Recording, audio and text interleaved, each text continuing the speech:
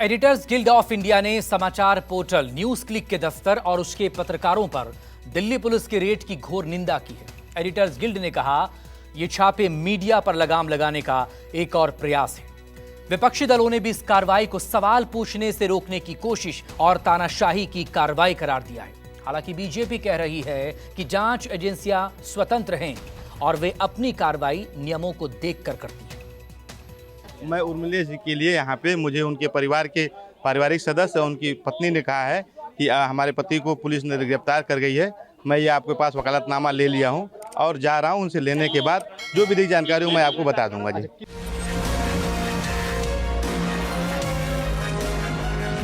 Delhi police की special cell ने अल सुबह ऑनलाइन पोर्टल न्यूज क्लिक के दफ्तर और उसके पत्रकारों के घरों पर छापेमारी शुरू की और विपक्षी दलों को तानाशाही की बू आने लगी।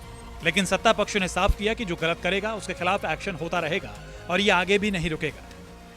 जांच एजेंसियां काम करती हैं और ये कहीं नहीं लिखा कि आपके पास अगर गलत तरीके से पैसा आया होगा, आपत्तिजनक कोई कार्य होगा तो उसके ऊपर कोई जांच एजेंसी कार्रवाई नहीं कर सकती। जांच एजेंसियां स्वतंत्र हैं, वो अपनी कार्रवाई नियमों को देखकर करती है। मीडिया की स्वतंत्रता पर सिर्फ अंकुश नहीं लगाया जा रहा है, कई रूपों में लगाया जा रहा है।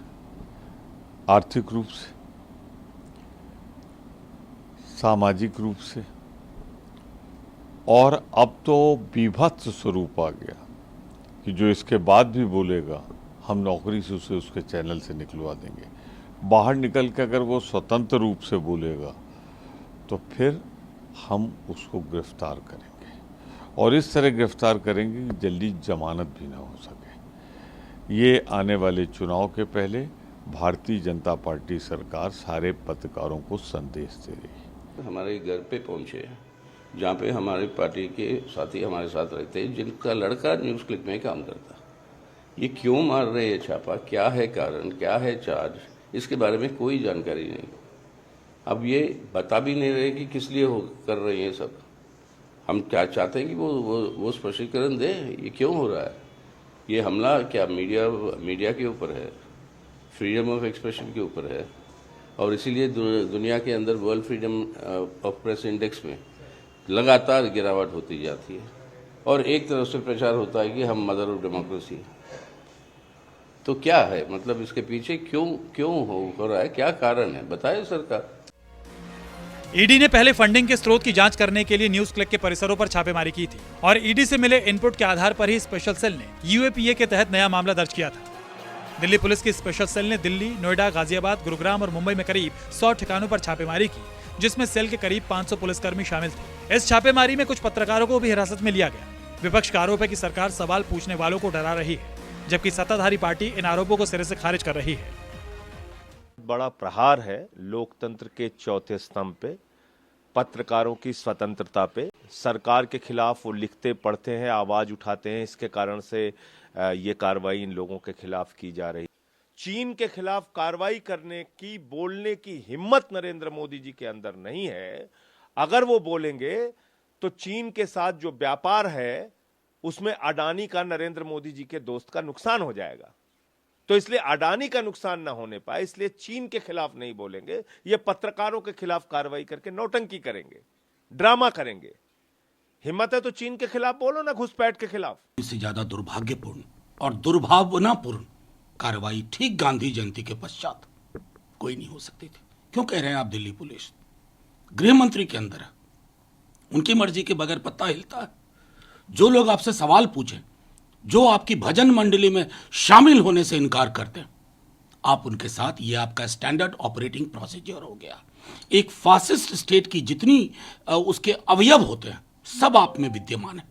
क्या नजीर पेश कर रहे हैं आप। अगर मैं आपातकाल के उस छोटे से दौर को छोड़ दूं, आज तक आजाद हिंदुस्तान में किसी भी सरकार ने अपनी आलोचना करने वालों के प्रति इस प्रकार की दुर्भावनापूर्ण वेंडेटा की कार्रवाई नहीं की है। जो सरकार चल रही है, ये सरकार केवल और केवल तानाशाही तरीके से चलाना चाहते हैं सरकार। जो भी पत्रकार, जो भी ऐसे हमारे साथी लगातार सही बात उठा रहे हैं, देश को सही चीजें बता रहे हैं, इनकी सारी कमियों को बता रहे हैं, तो उनके ऊपर कार्रवाई हो रही है। ये नहीं होना चाहिए और इससे आम जनता के अंदर आक्रोश बढ़ेगा, न कि घटेगा। आम जनता ये चीजों को समझ चुकी है कि जो आपको आम चीजों को बताए, जो आपकी सारी चीजें जो अब आम जनमानस को जो दिखाना नहीं चाहते हो, जो आप रोकना चाह रहे हो, जो आप बड़े बड़े चीजों को नहीं आगे लेना चाहते हो, वो सारी चीजें ये हमारे भाई पत्रकार साथी दिखा रहे हैं। हम सब लोग उनके साथ हैं।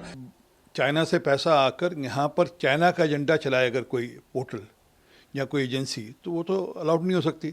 और ये मामला पहले भी हुआ, पहले भी इनके खिलाफ जांच चल रही थी सब लोगों के खिलाफ, और अब पुख्ता सबूत है कि पैसा आ रहा है चाइना से, अमेरिका से, फिर घूमकर फिर यहाँ आकर, और उस पैसे का उपयोग किया जा रहा है चाइना को यहाँ पर प्रमोट करने के लिए। तो वो तो, और भारत को बदनाम करने के लिए भी, मतलब सिर्फ आप चाइना को प्रमोट करते अलग बात है, परंतु भारत को भी बदनाम कर रहे हैं। तो ये तो अलाउड नहीं कर सकते, और इसलिए उन सब लोगों के खिलाफ कार्रवाई होगी जो इस प्रकार से विदेशी पैसा लेकर भारत को बदनाम करने की कोशिश कर रहे हैं। न्यूज क्लिक पर दिल्ली पुलिस की इस कार्रवाई पर प्रेस क्लब ने चिंता जाहिर की है। तो editors guild of India EGI ने पत्रकारों पर दिल्ली पुलिस की रेड की घोर निंदा करते हुए बयान जारी किया है। EGI ने जो बयान जारी किया है उसमें लिखा है, एडिटर्स गिल्ड ऑफ इंडिया आज सुबह 3 अक्टूबर 2023 वरिष्ठ पत्रकारों के आवासों पर छापेमारी से बेहद चिंतित है। उनके लैपटॉप, मोबाइल फोन और अन्य उपकरण जब्त कर लिए गए हैं। कथित तौर पर पूछताछ करने के लिए वरिष्ठ पत्रकारों को दिल्ली पुलिस ने हिरासत में ले लिया है। मीडिया रिपोर्ट से पता चलता है कि छापेमारी व्यापक रही है। EGI को चिंता है कि ये छापे मीडिया पर लगाम लगाने का एक और प्रयास है। हालांकि हम मानते हैं कि अगर वास्तविक अपराध शामिल है तो कानून को अपना काम करना चाहिए, उचित प्रक्रिया का पालन होना चाहिए। कहा जा रहा है कि छापेमारी वेबसाइट से जुड़े पत्रकारों सहित पत्रकारों के खिलाफ आपराधिक साजिश और सांप्रदायिक सद्भाव में व्यवधान को लेकर की गई है।